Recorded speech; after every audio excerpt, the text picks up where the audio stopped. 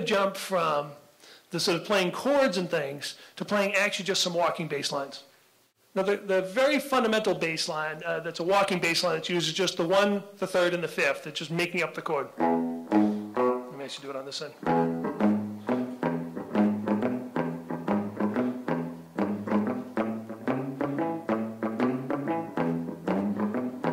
So I put in a 12-bar form.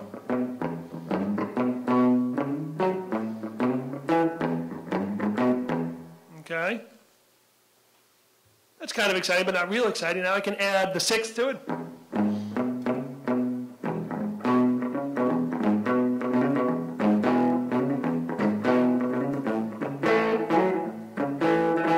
Okay, you get the idea. Add the 7th. That's where I'm going with this.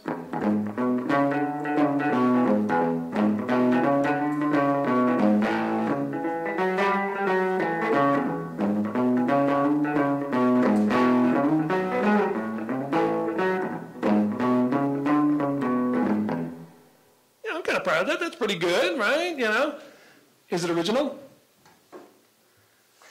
No, right? You've heard that a million times, okay? But again, let's not get too trapped in the idea about how original does it have to be. See, that's the thing that's a little bit tough. This is not about whether somebody has done something similar to it or whether it kind of sounds generic. If it's distinguishable at all, maybe we should give it protection. But again, we're nervous that if we try to give it too much protection and no one else can do anything around it, that's going to be a problem. Now we add one more element in, which is the minor third. Remember I was talking about the major-minor composite? A really distinctive tone is when you run up through the minor and then the major.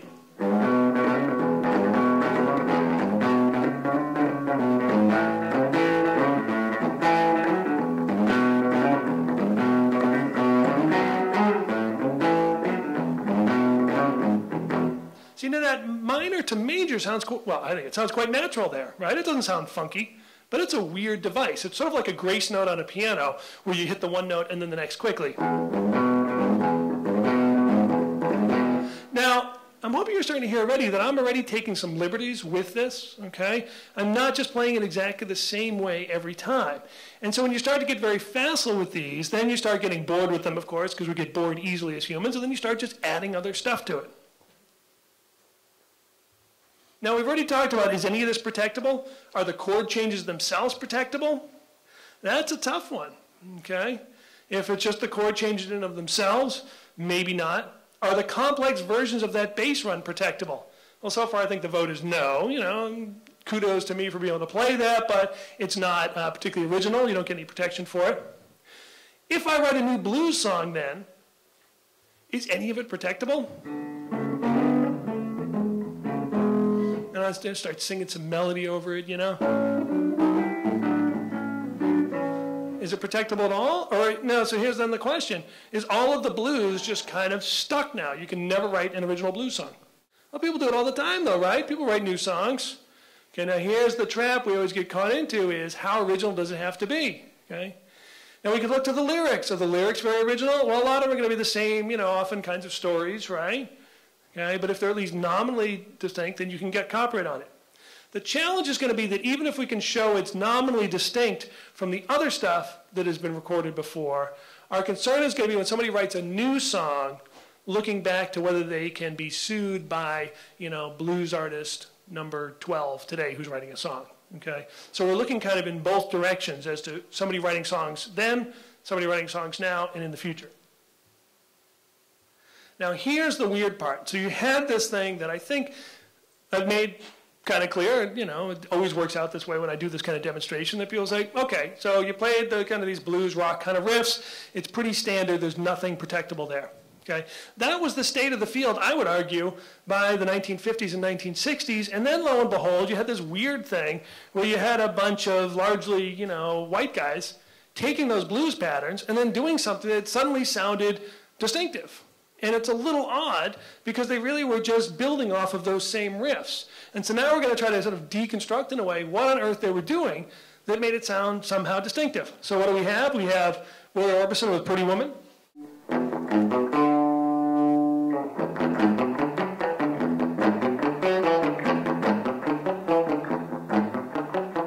going going to show you the chart in a moment. And you're going to see it's just the same damn thing, okay? But it sounds a little different. Yeah, this is a big hit record, right? And a lot of it was off that riff. Right? It was so famous that then Two Live Crew had to do a parody of it, or so they claimed it was a parody, right? Van Halen did a cover of that song. Okay. Rolling Stones, something similar. They took the heart of it, that 5th, 6th, 7th, and they did this.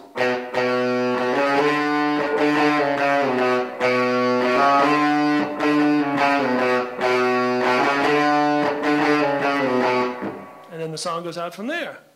Well, that's just nothing original, okay? But notice a lot of what they were doing was what I call here sort of distilling the blues out. Rather than playing the full sort of patterns, in more of a sense like this, with more harmonies around it.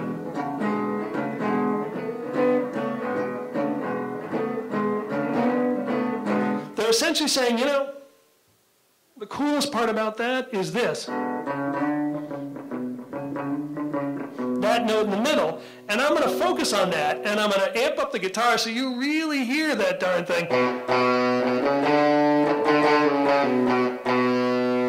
But now I ask you, what's so original about that? Or is there something artistic and creative, though, about, like I'm saying, distilling and pulling something out of the middle of what was always there, but now is made much more explicit, okay? The Beatles do something similar.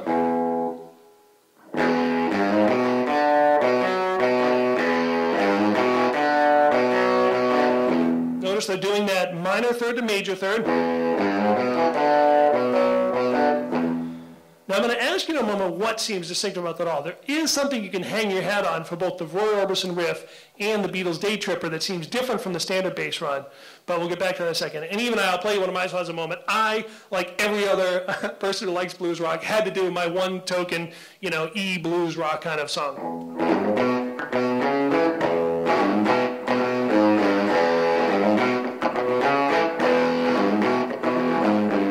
You'll hear that in a second, and it's all its full studio glory. Okay. So here's what's going on in Pretty Woman. Losing my guitar pick there. You have the root, the third, the 5th, and the 7th. Okay. What looks a little bit different here, though? Exactly. Okay. We threw up a 9th, which is really just the 2nd tone of the scale, but when you go above the octave, you're going to call it the 9th, heading up there. Okay. So you've added that, and so what you have is this kind of top part to the riff. Okay. So rather than just being the low, which would be the very standard part, you have. Now we're also going to think about that pause in a moment and say, why does the pause make a difference? And it's that top part that makes it different.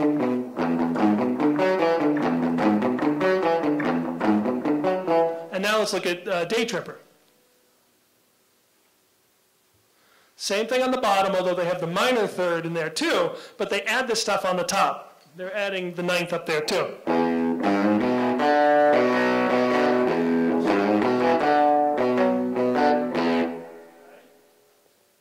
Are you ready to look at satisfaction? So now here's the question. Roy Orbison and the Day Tripper riff. Are those original? They get protection? What do you think? Yeah, more you nod your heads. But why? This sort of vexes me. Why does it vex me? Because I'd like to write a riff like Day Tripper and make huge money too, right? If I could write something, how did they take, you know, it always comes back to, well, there's only so many notes, but you can infinitely redo them. But no, it's actually not even that, it's not that wide open. What I'm saying to you is the patterns, particularly in things like blues rock, are so constrained that it's really quite hard to come up with something new in the conventions of that genre. Okay. That's exactly one of the points I'm trying to pull out here. When I played the first simple bass line, now even just playing it by itself on a guitar makes it come out front and center a little more, but really normally I'd be playing, you know, with a band, and there'd be a singer, there'd be horns, there'd be other stuff, and this is just kind of a motif in the background. You know, it's just a bass motif supporting, rhythmically and harmonically supporting the melody of the song, okay? And so that's what I was saying about distilling. The genius, to the extent that it is genius, of a lot of the blues rock category was pulling out these things that were always there in the bass, and then shining the spotlight on them and bringing them up, making them like a melody. So this becomes the curious thing. And now think about Day Tripper as a song too. Who can sing the melody to Day Tripper? Got a good reason, taking the easy way out. Got a good reason, and it kind of repeats again. What's fascinating is the melody gets more interesting because of the context of what's going on underneath it, right?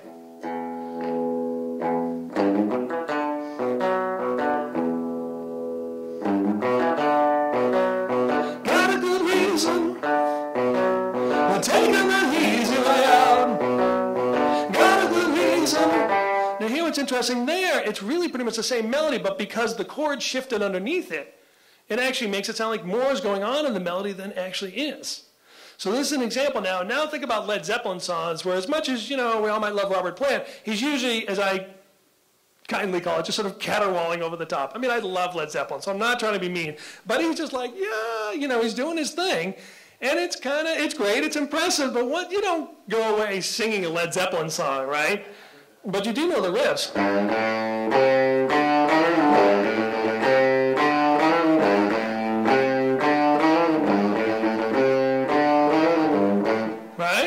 Everyone knows that. Well, if you've ever heard the songs, you know that riff. Think about things like Aerosmith.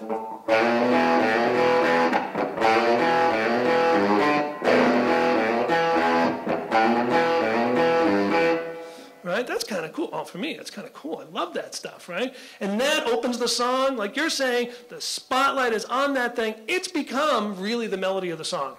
Okay? But now we come back to Bob's issue, right? Now, that was a fairly long run.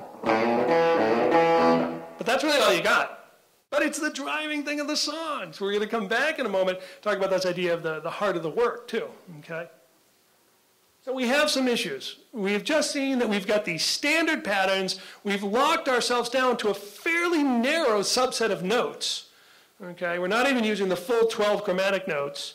And we've heard sometimes it sounds impressive but generic, and other times it seems to be distinctive. Let me suggest to you what I think is some of the parts. It actually comes down to the style and phrasing, okay?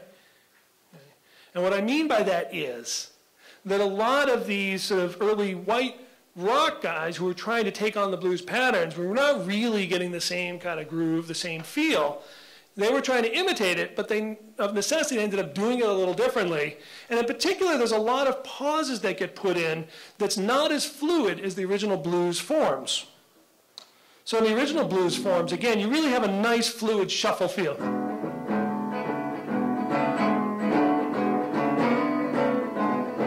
It just kind of keeps chugging along, and that's great. On this side, listen to Day Tripper. Let me pause that again. See, what happened is that hesitation. In the normal blues pattern, you'd go right up to that minor third. You don't pause. Here you go. See, one thing is you play music longer, at least this was my experience, you get to a point where when you first start playing, it's like really hard to change the chords, and it seems like time passes really fast. And then as you get better and more comfortable playing, it feels like you have nothing but time. You're like, oh, there's all sorts of space around that note. I'm saying that because that's critical in style and phrasing. Behind the beat, ahead of the beat. You know where the beat is, but you can get very distinctive by hesitating or rushing. Willie Nelson arguably built an entire songwriting and performance style around delivering the melody behind the beat. Okay? He could take standard songs and make them seem different by doing that behind the beat delivery. So here again, Day Tripper. Okay? Roy Orbison takes it to another level where he just hangs on that seventh note. So it's again that idea about pulling it out front and center. 6-note rule, okay? It's not really a rule, and it's not even written about anywhere, but there is this idea that if it's too short, it doesn't get protection, okay? When I learned that, remember I was a musician and a songwriter before becoming a copyright lawyer, I was really unhappy. I was like, that is manifestly unfair, because the coolest stuff in rock music are these riffs. But here's my counter. It's the heart of the work. You can't freely copy it. You can't use any kind of analysis, even like a fair use kind of analysis, anything, and say, well, I just took a little bit. And a little bit. If you measure it down, it's like one measure long. But if it's that measure keeps repeating and it's the heart of the work and that's the identifiable thing that people think about as the song, I would build an argument. I don't know that I would win, but I would build an argument. But we still need to be careful about overprotecting, okay, overprotecting building blocks that everyone needs. Because remember, we're perilously close to these standard blues runs and chord changes that everyone needs to write new songs. But here are some other questions now. Is the riff actually protected? Okay? When I was learning to play, I duly went out and bought sheet music. Thought I'd try to learn by reading sheet music. And I was unhappy. I got some Beatles songs books. I love the Beatles. And they were in the wrong key. You know, I could play by ear enough where I knew that that was not the key the song was recorded in. And also the key riffs, the guitar riffs, were not in there. What often happened was, as I know now in retrospect, was that, you know, even artists like the Beatles, not necessarily all of them, you know, can write music, even if they can, you know, in standard staff notation. Even if they can, do they want it? Do they want to be bothered? No, you write songs just kind of live, off the cuff, you know, it's scribing it out. So who writes down that published sheet music? Well, apparently it turns out there are a lot of times people on staff at publishing houses who would then kind of do a piano line. So what you get is that odd thing where it's just kind of a, you know, a bass and treble clef piano version of the song. And what that guy chose to put in there is all that's in there. Okay? But so here's the interesting thing. What then trumps? So if the recorded version has that cool riff in it, okay, does the copyright attach to that? Or is it attached to whatever was then deposited as the official record of the copyright with the Copyright Office? Okay? Now some of that will have changed then when we got to the 76 Act and beyond, and when you could have copyright automatically attaching as you wrote the work. But now we're going to start worrying about, and for the songwriters in the room, start worrying about what essentially become different versions of the work as you move along. Okay? So you started with something. It morphs. It's going to morph if you're in a band and you bring in the song idea, okay, to the rehearsal space, and then suddenly the other guys put their part on there. What is happening as that's going along? What's being claimed? How is it being claimed? Now, here's some things then, again, not for the lawyers, you know this stuff, but for the non-lawyers, a thing to start watching out for is that distinction between the phono recording right, the sound recording right, and the underlying composition right. When you're writing your songs, keep track of how they're being developed, okay? And look to, as I'm pointing out here, you know, are you conceiving it as one work that you've just done parts of over time, or are you really looking at it as it ends up being different works, okay, different versions of the song? Look at the language here. A work is created when it's fixed in a copy or phonorecord for the first time. When a work is prepared over a period of time, the portion of it that has been fixed at any particular time constitutes the work as of that time. Okay, so it's almost like you're kind of version tracking in a way. That's the work then. Okay? If you substantially change the song in performance and you're playing it out and you're sort of relying on, you know, and you're not recording it again, the only thing that may be protectable for the composition right is that recording you did in the band rehearsal space 2 months ago. Okay? Where the work has been prepared in different versions, each version constitutes a separate work. Right now, and this is where we're going to pause, and then we'll come back and start thinking about the very vexing issue of who owns what when you have a bunch of people in a band, and they come in, and maybe somebody brings in the chord changes, and then words get attached to it, lyrics get attached to it, and then you have a song.